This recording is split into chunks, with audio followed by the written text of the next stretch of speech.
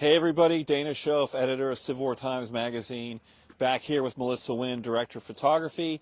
And as I said, we started our day out down at Pelham's Corner and at the Slaughter Pen Farm, which is the extreme Union left, Confederate right.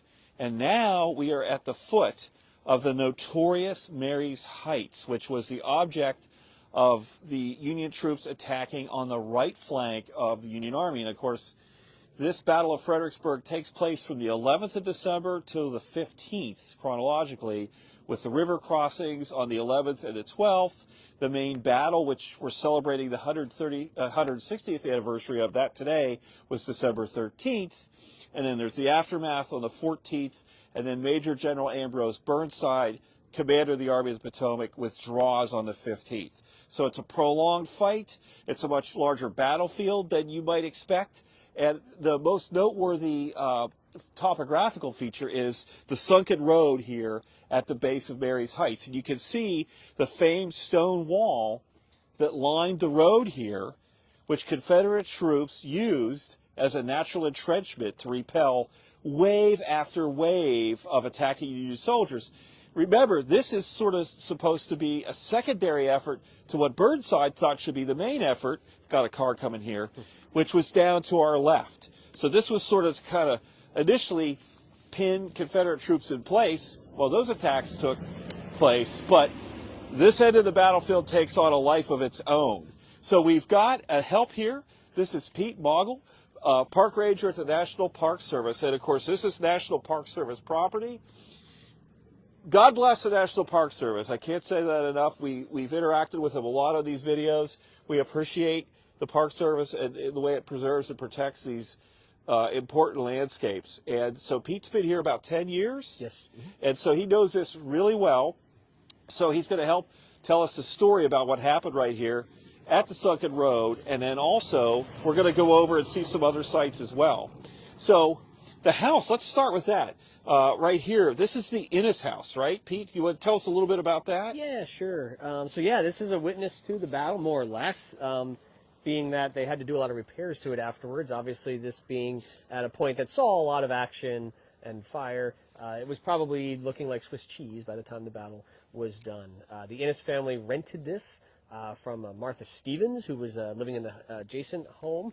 And after the battle, they made the decision, which a lot of people in Fredericksburg found themselves having to ponder, is, are you going to continue living in your structure that has now been occupied by soldiers, has become damaged quite significantly? A lot of people in Fredericksburg decided, they would maybe just go ahead and start their life anew somewhere else. It might be just as cheap to build a new house than it would be to replace replace that. Right. But for whatever reason, the Innes family decided to stay here, so they must have replaced all this siding. On the interior, it's rather interesting. Because it was cosmetic damage, they basically covered the bullet holes with wallpaper, which again was expedient and probably the most cost-effective way of going about it. And a few years ago, we had the privilege, Eric Mink, a ranger here, took us inside, and it's open occasionally, the house is. The inside is just peppered. The interior walls are full of bullet holes. And some of that is federal fire going up, and some of it's Confederate fire going down. So these houses at the foot of Marye's Heights are in a horrible crossfire. And, the civilian action, the civilian experience is horrible here as well. What Confederate troops held this section of the line? Can you elaborate on that? Yeah, sure. So this initially, the Sunken Road was occupied by Cobb's Georgia Brigade. And then what the Confederates did, because they figured that this position would become the focus of a lot of federal attacks, they stacked up reinforcements behind Marye's Heights. And that was the whole reason the Union Army was coming at this spot. It was a protrusion. It was a salient in the Confederate line. So as the battle progressed, there was a brigade of South Carolinians, Kershaw's brought in here. There were North Carolinians under Ransom that came in here as well. So at the height of the battle, it's said that as many as 6 lines of Confederate infantry was stacked up in here like sardines, trying to keep up a heavy fire to repulse these repeated Union attacks that took place over the course of the entire day, about 7 hours. And what they called Marye's Heights is sort of a series of hills, correct? Actually. And like Brompton, the Marye's house is just up here, But on top of those hills, they had artillery positions. The Confederate did. Yes, yeah, they had placed 9 guns of the Washington Artillery of New Orleans on Marye's Heights. They stretched all the way from what's today the National Cemetery to Brompton, the Marye House. And then, of course, the Confederates had other artillery as far as a mile away from here. Those guns could also range in. And range in here. Exactly. And unlike today, if you see behind Pete, which Pete and I were talking about, this is all obviously post-Civil War development. At the time, right, and please correct me if I'm wrong, we're going to talk about, you see a brick house down this road, and this is Mercer Street, correct? Mm-hmm. That is the Stratton House. We're going to talk a little bit more about that in a second. And the Stratton House in 1862 is kind of out on its own. Right. It's its own little farmstead out here, because this is all open from here to the river. If you look all the way down the street, I don't know if folks can see in the distance the bluff. That's the other side of the Rappahannock River. Okay, that's on the other side of the river. Is that Stafford Heights? Yes, exactly. Okay, Stafford Heights, where the Union had some artillery positions. So this slopes down to the river here. Right. So the Stratton House is an important landscape feature. And is this a tour coming here that we want to move out of their way? Or no, they look like they're just ambling? Okay. Yeah. I didn't want to get in the way of stuff here. So tell us about what federal troops would attack through here. They weren't this was not the first assault that came up here, right? I mean, some of the soldiers in the first attack would have gone through the Stratton property. They would have gone through the property. Sure, okay. yeah, right. And there was a big fairgrounds over here. Correct. It was all open. Oh, yes. Yeah. So who would have come up this way? What federal troops would have come at Cobb's Georgians? Yeah, so a misconception that we sometimes have is that when the Union Army attacked the Sunken Road, they all just went headlong, straight forward, and they don't have a whole lot of opportunity to be too creative, but they do try some different, angles and avenues of approach. The initial attacks made by Kimball's brigade, that's French's division of the Second Corps, and they actually are preceded by skirmishers, and then they have a regular battle line. Some of them would have came around the Stratton House through what would have been the outbuildings on the Stratton's property and the orchard in the back. What usually is the high water mark, the furthest advance for a lot of these federal units, is that feature, the Stratton House or the general environs, the orchard, because that's about 75 yards from here. Yeah. And again, we're talking about by the time they're getting this close, once these soldiers go beyond the Stratton House environs, it might just be, the color party with the flag, maybe a few officers, and then they're being repulsed back to the swell. So initially you'd have Kimball's brigade coming through here, and then later on they would be followed by elements of Howard's division. You would have the Irish brigade coming through. The Irish brigade, interestingly, came in kind of at an angle. They don't hit the stone wall straight on. They kind of come this way, and the rightmost regiment of the Irish brigade, 69th New York, they would have come through there. Caldwell's brigade immediately after the Irish. Wave after wave, basically. Exactly. Yeah. Right. And you say there's a swale, and is it still perceptible down there, like a little dip in the ground? Yeah, the cross street that the Stratton House sits on, that's called Little Page. You'll notice ever so slightly the ground that car's turning on it right now. This is a great moment. The car, it just ever so slightly rises up and then dips down. It's not a whole lot, but when you're on a field that has little or no cover whatsoever, other than the Stratton House, which a lot of soldiers tried to pile up behind, and that little swale, if you lay down flat behind that, it would be difficult as you're, if you're a Confederate soldier up here to try to fire at someone. You can see that. You can see that. You can see how it's hard to perceive, I'm sure, on camera. But you could, if you're here, two things to me stand out. You can see that little dip, you can feel it almost, and you can see how that would shelter people. And they talk about the hundreds of Second Corps soldiers that were in that swale, and we'll talk about that again in a second. And then that brick house, the Stratton House, from my perspective, it feels really close. And if I'm coming up against stacked Confederate infantry, these attacks, and it's across an open field, you can see why they couldn't get much further past that house, because you're in tremendous musketry range here. Plus, you're getting doused with Confederate artillery. It's really not bad, not good if you're a Union infantryman. Now, if you want to come in, we'll take a look at this real quick. I brought this with me, and we'll have to come in close, Melissa. Let me shift over here. Okay, so this is a stereo view I own of this section of the battlefield, and that is the Stratton House. if Melissa can close up. And you can see how open the area is around the Stratton house. And Pete described to me earlier, he said it was like its own little enclave. And you can see there's at least 2 buildings there, the house and another fairly large building. It's like probably its own little farmstead out there. This is a store. What's the name of that store? The Sisson store. Sisson store. Okay, right here, and an outbuilding in the edge of the store.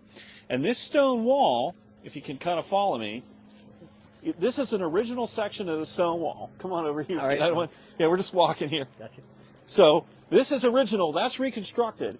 But the stone wall, and you can see how the park walkway kind of curves.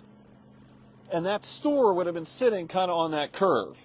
And that section right here that you see the stone wall is that curve. So that photographer was somewhere maybe up, I don't know, up on that knoll maybe? I would say somewhere in the vicinity, yeah, those signs are beyond, sure. Yeah, just right down there. So that photograph is taken looking that way toward the Stratton house, which we can't see now, but it's right down here. If we just step over, you'll see it again. Now, what's even more interesting on the back of this, someone has written, stone wall looking towards fairground, noted at the Battle of Fredericksburg. And of course, the fairgrounds, like I said, was out that direction. But the pencil writing down here is what's really interesting. This is undoubtedly done by a veteran, and it says, "This is to the right of where we lay." So that would have been over this way. So that's written by some Union member of the Second Corps, possibly. There's many of them. Yeah, true. That he says lay, and you wonder if he was laying in that swale. Yeah, that would seem to indicate that from that description. You know? Sure, the swale would be directly to the right of the Stratton house as that photograph was taken. Sure.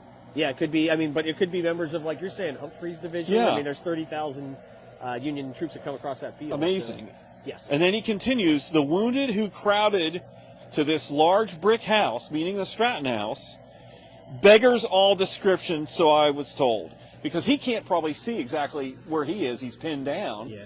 But as Pete was saying, you could see how that structure is kind of isolated and why it would be a magnet for guys trying to get cover and get on the other side of that. Mm-hmm. You know? Yeah, and it's significant, too. Like, you know, it's brick structure. It's going to stop a bullet and all. Yeah. And then, right, for the surgeons. And if there's more than one building there, there's, you know, different places to get behind and hide. Exactly. And so my ancestors charged, they were in a 9-month Pennsylvania regiment, the 134th Pennsylvania, my great-grandfather and my great-uncle, who was mortally wounded here. And that was Humphrey's division's attack, and that's over kind of this way. Yeah, they came through, right? And it looks on the maps like the brigade my ancestor was in almost kind of split that stone wall as they came up. But in the official records, the commander of that regiment said that they were in good order until they hit that swale. And all the Second Corps guys that were in the swale just kind of tried to tackle them and grab them. You're going to get slaughtered, don't go forward. And it broke their lines up and stopped their momentum. And then they got shredded by artillery. It's just, the chaos out here is almost incomprehensible, I think. Yeah, it's something that really, I think, is hard to think about when you are in one of these final attack waves, like Humphrey's later in the day. And you've seen what had happened to the previous waves. And the order comes, and you step off. And, yeah, there's soldiers laying on the ground, dead, wounded. Those who are taking shelter in the swale are trying to tell you, you know, don't do this, or they're physically trying to restrain you. And I think that's why it's interesting to me, after this battle, even though the Union Army loses, they are not ashamed of how they acquitted themselves. They said, we did everything that, you know, that was asked of us. It just wasn't humanly possible to take this position. Now, of course, they looted the town, which is not great. That was really poor behavior by the Army of the Potomac. But even the Confederates write about, they could not, they're like basically saying, what a waste of good soldiers. These guys are, and Humphrey's attack, there was a Confederate that said, I've never seen anything quite like this, because they were raw troops. They didn't know what they're getting into. So they, being green, they were like, let's go, full of enthusiasm, and they kept their order very well until they hit that swale, and then they got pummeled. I know this is off the cuff. I just saw a ranger go in the Innes house. Can we pop in there? Oh, yeah, sure. Yeah, we can do that. Well, let's pop in there and show people the bullet holes then before we close. Yeah, we can do that. All right, let's walk on over. If you don't mind. All right. Melissa's leading the way. Oh, my gosh.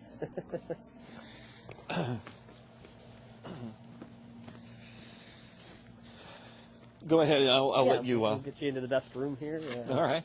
So, Yeah. Thank you. Yeah. Oh, yeah, sure. So, So there's the main wall you want to yeah. take So in. we're in the Innes house, and this is all battle damage here. Bullet holes. And the NPS Rangers, you kind of plotted the trajectory of some of these things to determine some of the bullets are coming up, some are coming down. And they just wallpapered over this after the war. When they were doing the restoration, they pulled the wallpaper off and found all this this damage to the doors and everything. It's also prevalent upstairs. Oh yeah, I mean, if you look, that's where we kind of cut out these holes, is that behind the nice drywall and everything, the fabric of the house still bears the scars of the battle. Right, so this is lath that plaster would have been applied to, and you can see bullet damage here, and you can see bullet damage here as well. So there's damage that's still hidden. There's some. It looks like a bullet strike here in the mantle. Oh, yeah, sure. And then it's interesting to me, you see the little pin marks around the edge of it. I'm guessing that the family who... Tacked it up, covered it up. Yeah, that's right. Then you do it the quickest way possible, slap something over it, paint it, and it's like it never happened. Right, like a piece of tin or something, you see that? Sure. You paint it and it blends in. Right. And then upstairs there's some Confederate graffiti as well, Correct. if I remember. Yeah, yep. From someone in Barksdale's brigade? No, that would make sense, but I think it's Mahone's brigade. Okay. It's probably some troops who were here, later after the battle. Okay. But yeah, Yeah. this house is really evident when you talk about the magnitude of gunfire Right. that was going through and all. So, Melissa, pin your right, and I don't think folks can probably see it that easily, but down at the window here, you can see the Stratton house. You can maybe see it through the tree, but it's right down there. And then if Melissa walks over here to the other side of the house, you look right up on Mary's Heights. So this house is, in a bad place. Oh, it's right in the middle of everything. And we don't think any soldiers were really in here because it's not going to protect you. Right. It's just going to probably make... There are accounts of Union soldiers being fired at, they say, from a house, second-story window. It could be this house. There is damage coming up by the window of this house, but we don't know for sure. But in the end, putting yourself in here is not going to... I'd much rather be behind that stone wall than in here. That'll actually protect you more. So I'm so glad. I didn't think we'd get in here, but you can see this damage. So before we get out of here and go to another location, is there anybody that wants to say hi or anything? If we have folks on, We have lots of people on. Mike McMahon is on. Mike, how are you, Mike McMahon? And I have to repeat what Melissa says now because with these mics you can't hear her. Mark Grimm is on. Hey, Mark, how are you? You guys say his last name. Mark Grimm. Yeah, sorry. Pete Wolf. Pete Wolf. All right. Charlie Havley. Charlie Havley. John Sweeney. Hey, John, how are you, John Sweeney? Tim York is on. Oh, Tim York, great. Jim Payne. Excellent, Jim Payne. Thank you. Joe LaFleur's here. He says hi. Also. Hey, Joe LaFleur. Says hi to you too, Pete. Thanks for what you're doing. Tim McMahon, did I say that one? Ken McIntosh. Ken McIntosh. Are there any questions or anything people have or any comments? Yeah, lots of people saying thank you. They wish they could see this too. Rich Condon is here saying it looks brisk. Rich Condon. Do you know Rich? I know of them, yeah. Yeah, everyone, Rich Condon, he always says, oh, look, I'm in South Carolina where it's just, I live in vacation land. And we know that Rich wants to be here on the 160th anniversary. We know that, Rich. Yeah. Mike Hogan. Okay, Mike Hogan. Nice turnout of folks. That's great. Thank you. Because these are kind of in... Oh, fantastic. Richard, thank you. Richard in Civil War Seattle. And so, yeah, excellent. We kind of did this impromptu. So we're going to close now, and we're going to talk to Pete, and we're going to figure out some other place, at least one other place to go here. And again, the ABT is down here doing some coverage, and we're just kind of catching some of the stuff I hope you would find interesting, including this image, and take you to that location. So thank you all for tuning in. And until we pop back up in just a little bit, this is Dana Shoaf and Pete Maugle. I want to make sure I get his name right. And thank you again, Pete, for showing us all this stuff. Sure. And Melissa Wynn behind the camera, and we'll talk to you later.